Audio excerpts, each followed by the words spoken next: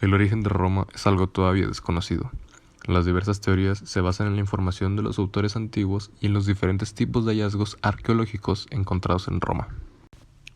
Ha sido ya avanzado el siglo XX, cuando gracias a la arqueología y a otras ciencias se ha logrado revalorizar la tradición, sustrayéndola de muchos elementos legendarios y de interpretaciones sospechosas. Existen diversos datos históricos y leyendas de Roma, pero nos enfocaremos en un tema en específico. Roma ha contribuido a la formación de la administración pública moderna, con instituciones políticas que lograron sobrevivir a la Edad Media, sirviendo de diversas formas a la edificación del Estado contemporáneo. No obstante, que ni los romanos ni los bizantinos concibieron una ciencia de la administración. Nos heredaron trabajos que contribuyen al estudio del objeto basado en la experiencia, como son el de Frontino y el de Filoteo. Durante el gobierno de Nerva, emperador romano, la ciudad de Roma sufrió un grave problema de suministro de agua, insólito para las autoridades romanas. Frontino escribió su obra Fórmula Administrativa de los Acueductos de la Ciudad Romana, una doble aportación a la ingeniería hidráulica y al arte de la administración urbana. Con la obra de Frontino se demuestra que el estudio de la administración pública logró resolver problemas específicos que se presentaban en la antigüedad en los grandes imperios como el romano.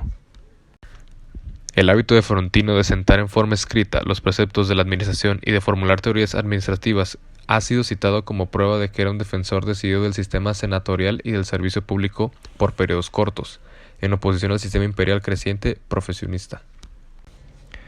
Frontino afirma que no hay nada más desafortunado para un hombre decente que conducir un cargo que le ha sido delegado de acuerdo con las instrucciones de sus colaboradores. Frontino explicó que estaba desempeñando una función delegada por el emperador, cuyo objetivo era la administración de los acueductos de Roma.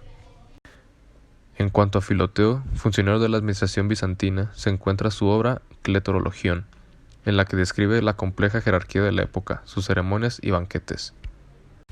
Esta contiene un listado de funcionarios y oficios debidamente jerarquizados, una de las administraciones más espectaculares que hayan existido. El Imperio Romano ha sido el que más ha contribuido a la administración pública moderna. Sin embargo, a pesar de sus aportaciones, nunca lograron construir una teoría de la administración, como lo hicieron en su momento otras culturas más antiguas, como las persas, turcos e indios. La capital del Imperio bizantino era Constantinopla, inicialmente llamada Bizancinio, hoy conocida como Estambul. Hacía parte de todos los territorios orientales que pertenecían a Roma. El pueblo romano influyó en la sociedad actual, haciendo uso de la administración, incluso teniendo administradores que se hacían cargo de ella, que recibían el nombre de gestores o mandatarios. La organización de Roma repercutió significativamente en el éxito del Imperio Romano, y aunque no quedan muchos documentos de su administración, se sabe que manejaban por magisterios plenamente identificados en un orden jerárquico de importancia para el Estado. Manejar el gran imperio y demostrar las fallas del mismo. En lo sucesivo, todos los ciudadanos forman el Populus Romanus, que se reúne a unas asambleas, los comicios. Cada año eligen unos magistrados encargados de gobernar el país, cuestores, significando las finanzas, ediles, administración, y pretones, justicia. Conquistadores atrevidos, cultivadores y comerciantes prudentes, los romanos manejan con un igual ardor la espalda que el arado. De esta manera, engrandecen sus territorios e implantan una administración encargada de fomentar su desarrollo. Entre las limitaciones mayores que se le apuntan a los sistemas administrativos romanos está la área de ampliación, que tuvo la forma de gobierno de la ciudad de Roma al imperio, y también la reunión de las labores ejecutivas con las judiciales. A pesar de que se reconoce que fueron aislados los conflictos de autoridad que se presentaban por equivocadas concepciones entre los derechos y los deberes particulares, ello se subsanó por la disciplina que tuvieron en su organización jurídica, la cual ha servido de pilar fundamental a la concepción del derecho.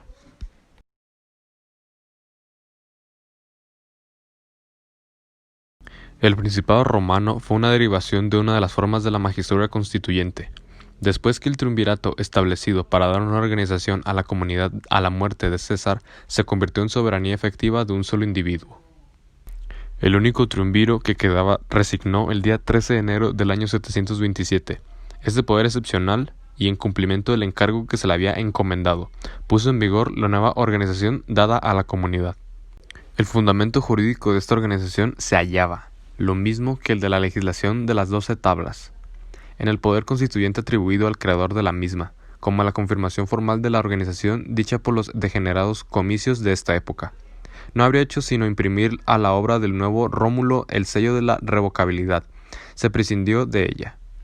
Jamás se puso en duda ni se atacó la perdurabilidad, desde el punto de vista jurídico, del nuevo orden de cosas. Desde el punto de vista del derecho político, no puede menos que reconocerse que cuando el Principado se introdujo, no lo fue con el carácter de la institución orgánica de la comunidad. La esencia de la República estribaba en la colegialidad y en la anualidad de la Magistratura Suprema, y a ambas condiciones puso fin el Principado. La táctica del gobierno de Augusto consistió en ir velando y ocultando esta falta de identidad entre lo viejo y lo nuevo, en ir echando vino nuevo en los órdenes antiguos. He aquí el por qué el nuevo puesto del jefe supremo de la comunidad ni es legalmente único ni tiene un nombre. Sobre todo, existen normas legales que determinan el modo en cómo debe cubrirse cuando quede una vacante. En principio, las magistraturas republicanas siguieron funcionando bajo el imperio. La Roma imperial era administrada por sus cónsules, pretores y ediles. La Italia imperial por sus municipalidades. Una parte considerable de las provincias, aún en tiempos de los emperadores, por los procúnsules y los cuestores, y la dirección suprema de todos estos círculos correspondía al Senado. De hecho, sin embargo, la nueva jefatura del Estado comenzó a ingerirse y hacerse valer todos los aspectos y en todas las cosas, ya personalmente, ya por medio de sus auxiliares y servidores. La Iglesia Católica Romana representa un ejemplo interesante de la práctica de la administración. La estructura actual de la Iglesia quedó establecida, en esencia, en el siglo II después de Cristo. En ese tiempo se definieron con mayor rigor sus objetivos y doctrinas. La primera época de la República comprendió a Roma como ciudad y a la segunda, a su transformación, un imperio mundial. Roma influyó en la sociedad actualmente haciendo uso de la administración, incluso teniendo administradores que recibían el nombre de gestores. Roma clasificaba a las empresas en tres fases: públicas, las que realizaban actividades del Estado; semipúblicas, las que pertenecen a los sindicatos; privados, los que eran manejados por los civiles. Roma tuvo tres periodos: la República, donde las actividades eran manejadas por el pueblo y las predominaban la igualdad de los derechos; la monarquía, en donde dirigían el gobierno, la alta sociedad y no intervenía el pueblo; y por último, la caída del Imperio Romano. En este periodo se caracterizó por toda una desorganización completa. Desde la fundación de Roma, 573-510 a.C., gobernaban los reyes.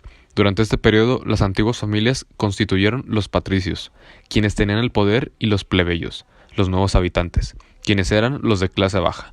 Desde 510 a.C. gobernaban los cónsules y los tribunos, quienes representaban el pueblo. El poder se concentraba en los senadores y los cónsules, quienes a su vez originaron los procursores o jefes militares. En el año 450 a.C., el Senado romano nombra 10 miembros o decemviros, quienes estaban conformados por 2 cónsules, 3 comisionados y 5 patricios. Este grupo redacta las 12 tablas de leyes que rigen el Estado y son aceptadas por el pueblo. El imperio, comprendido entre 31 a.C. y 476 después de Cristo, durante este periodo surgió la burocracia, a la que pertenecía la casta militar. Esta poseía mayor fuerza y organización. El poderío romano basó su poder en la conquista de otros pueblos, invasiones caracterizadas por la brutalidad y la tiranía. Su economía dependía de los altos impuestos de los pueblos conquistados, a la esclavitud y los botines de guerra, aunque también practicaban la agricultura y la construcción de infraestructura como el Coliseo romano, el acueducto y los templos dedicados a los dioses. Se destacaron como políticos por su gran oratoria y capacidad literaria. Por último, mencionaré el aporte más importante de la administración romana, que es el derecho romano, base de la organización del Estado y la reglamentación de los derechos civiles, actividades y conductas de la sociedad. En la mayoría de las naciones, las regulaciones sobre familia y sociedad, obligaciones y contratos civiles, mercantiles, comercio e industria se rigen por el derecho romano. Los romanos también establecieron las reglas sobre trabajo y actividades del Estado, y dieron pauta y orientación para la administración de las sociedades contemporáneas.